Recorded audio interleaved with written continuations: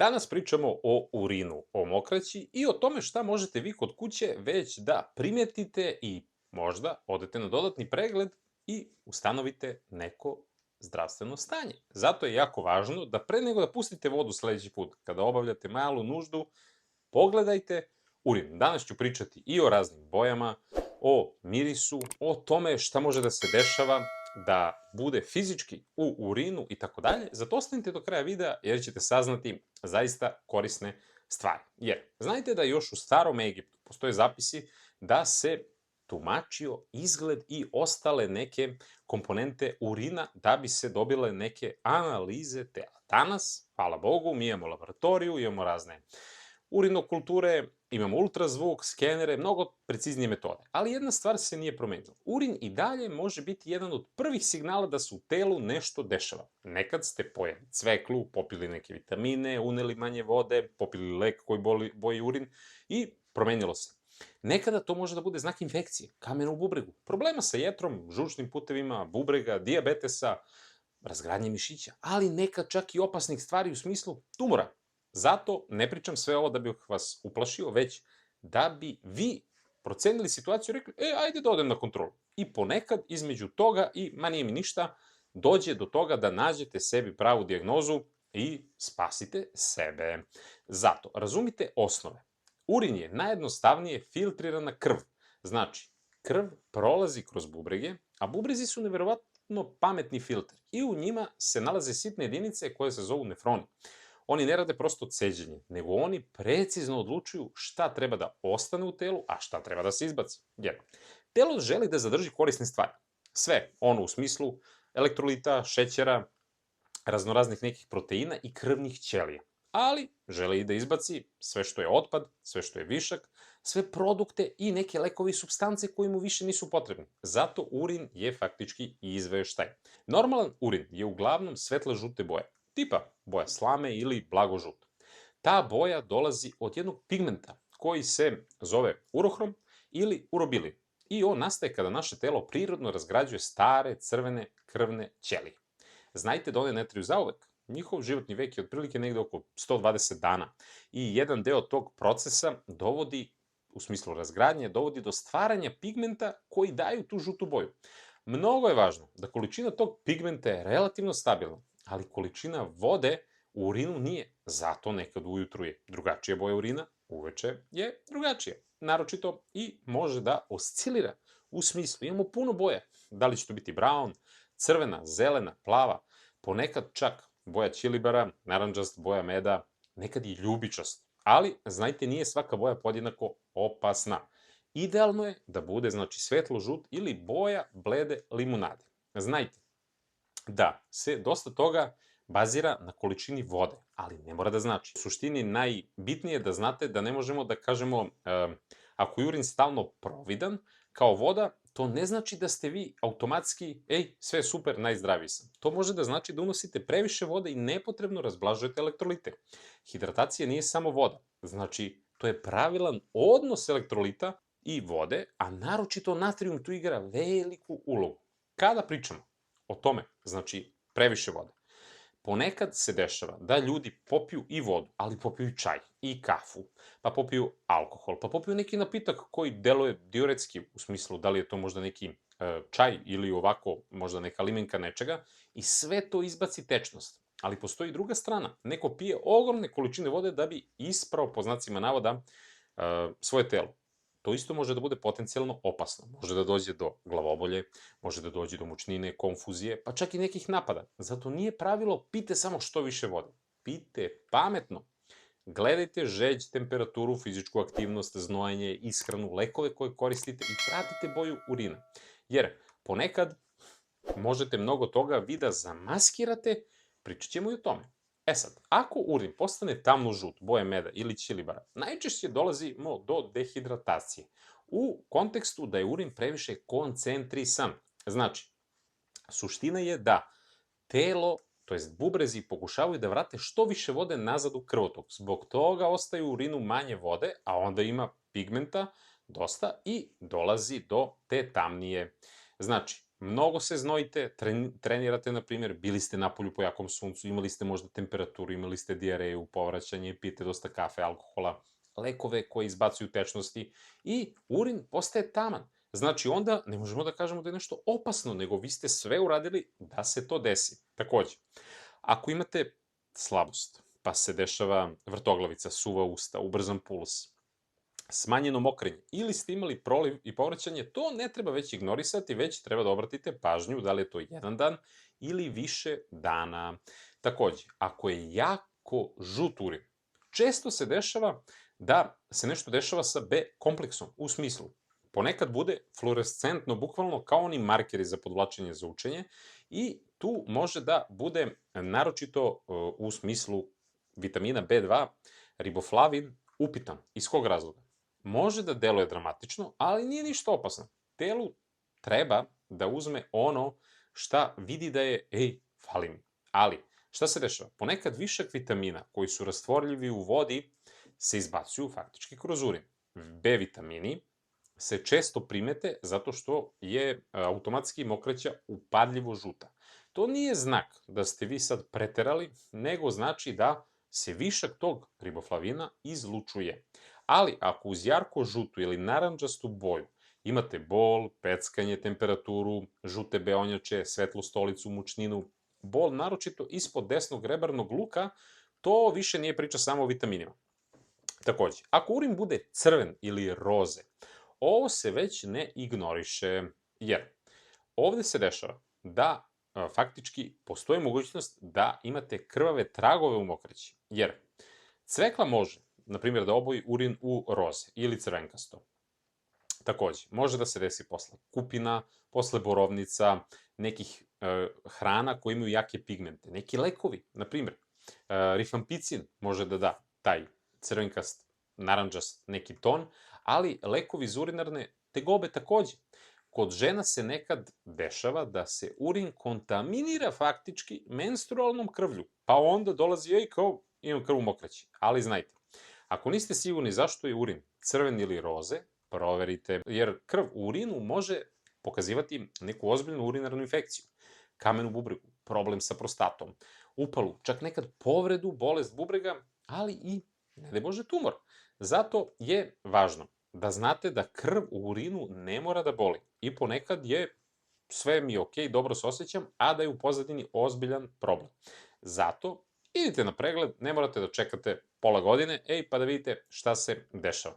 Ponekad će ove metode poput ultrazvuka, analiza urinokultura biti dosta jednostavna i znaće se, to je prolazno i to je to.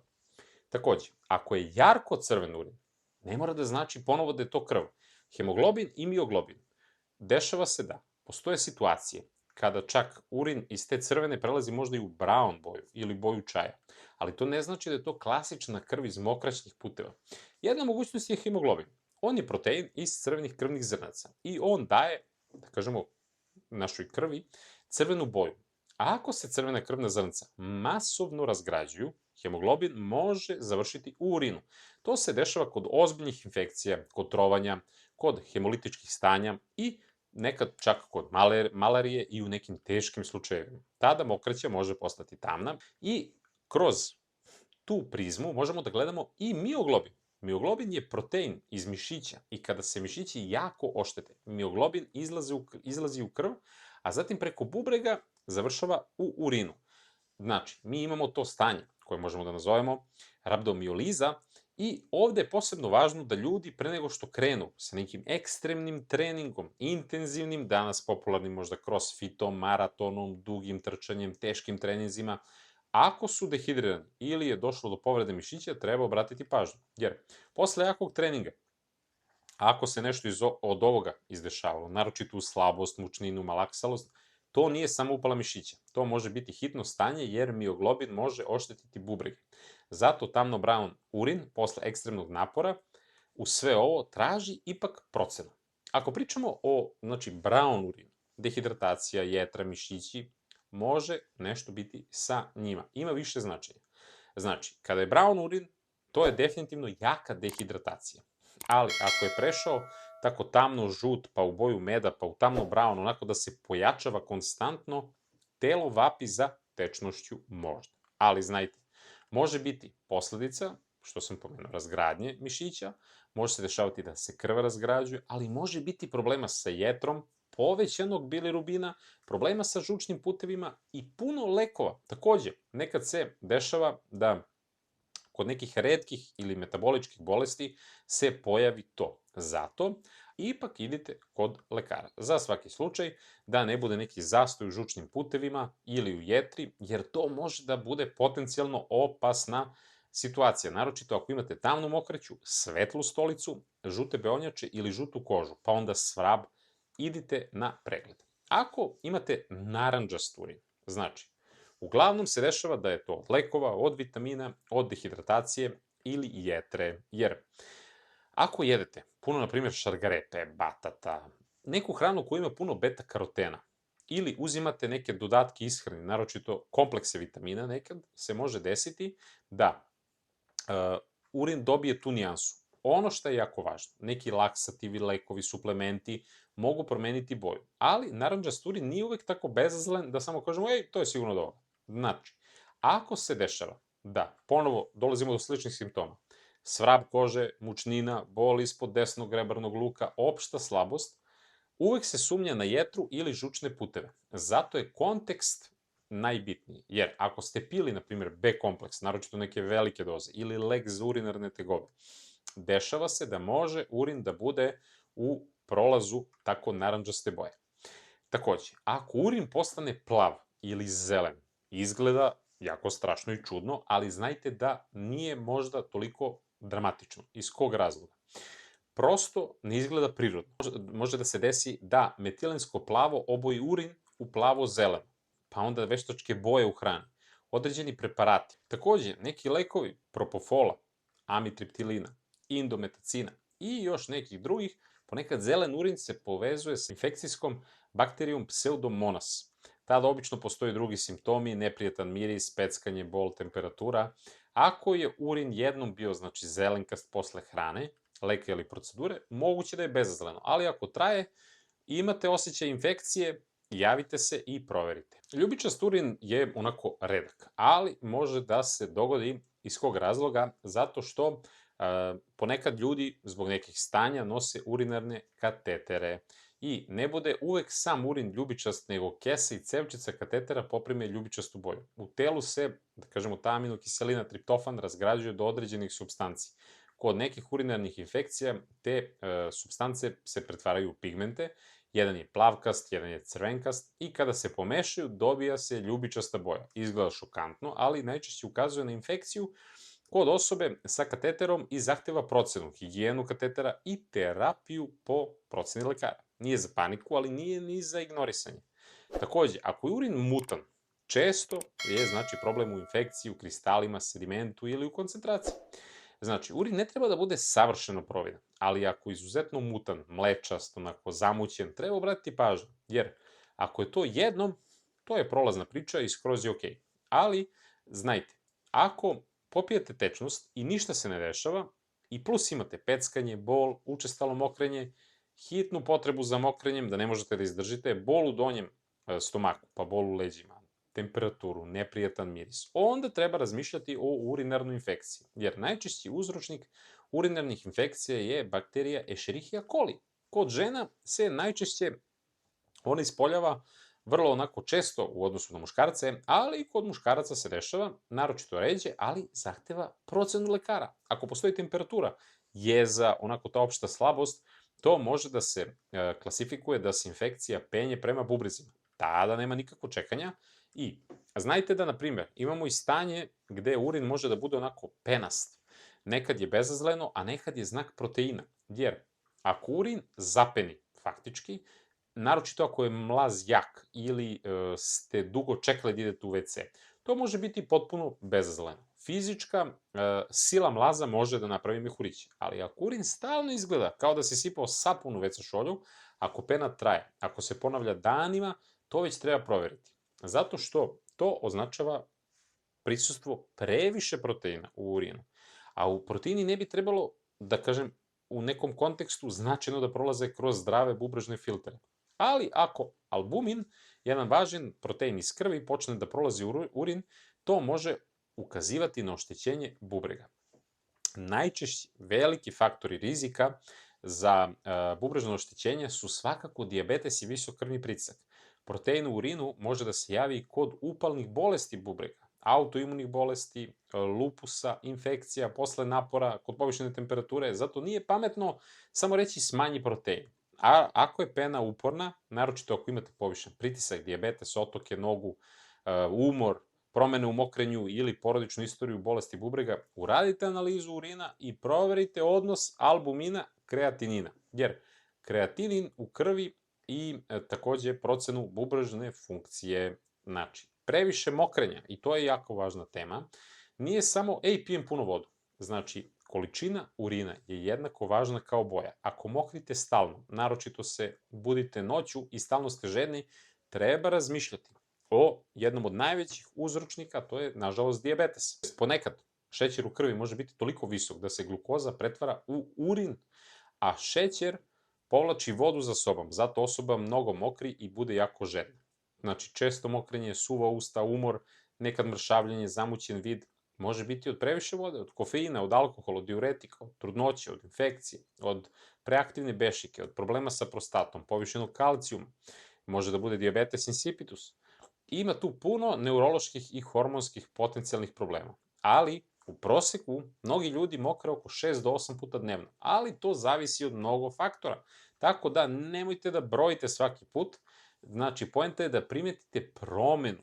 Ako ste ranije mokrili normalno, a sada idete stalno i radite sve ove stvari koje sam nabrojao, ipak se javite lekaru.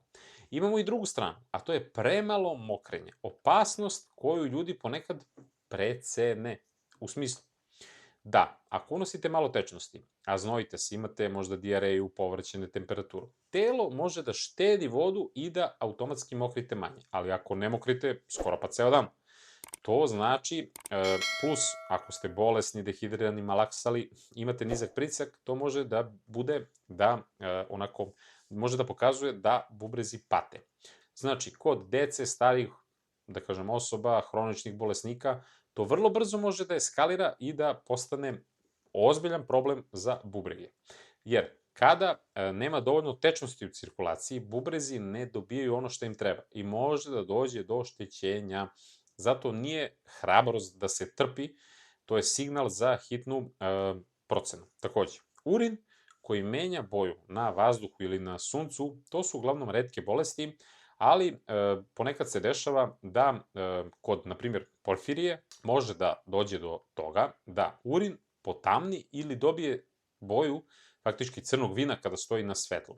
Znači, porfirije su retke bolesti povezane sa tim poremećajem stvaranja hema, važnog dela hemoglobina, i neki ljudi sa porfirijom imaju osetljivost na sunce, promene na koži, bolove u stomaku, nekad se dešava da imaju neurološke simptome i druge tegobe, i zato se u narodu nekada koristi izraz vampirska bolest, jer je koža kod nekih oblika izuzetno osetljiva na UV svetlost. Drugi primer je alkaptonurija. Šta se tu dešava? Tu već telo ne razgrađuje pravilno homogentizinsku kiselinu i ona se nakuplja i može da dovede do toga da urin potamni čak kada stoji na vazduhu. Nekad čak postane skoro crn i može biti opasno. Ali taj pigment može da se taloži u drugim tkivima, hrskavici, zglobovima, očima i da izazove probleme. Ovo su retke bolesti. Kada pričamo o lekovima, može da promeni boju urina, treba da znate šta ste pili unazad 24 do 48 sati. Svakako lekovi, kao što sam već napomenuo, rifampicin može da oboji, zatim neki laksativi, antibiotici, neki miorelaksansi, neki lekovi za upalne bolesti creva, hidroksokobalamin, koji se često koristi kod trovanja cijanidom i može da da crvenkastu boju kože i urina. Znači, nije svaka promena bolest, nije svaka promena boje ni za ignorisanje. Pišite mi baš u komentarima da li obraćate pažnju na boju urina ili samo pustite vodu, i da li vam se desilo da ste nešto primetili, da li ste imali nekad promene, neki savet koji će značiti ljudima, jer je ova tema jako važna i treba da što više ljudi pogledaju ovaj video, tako da podelite ga sa nekim. Veliki pozdrav od mene i vidimo se u nekom od narednih videa.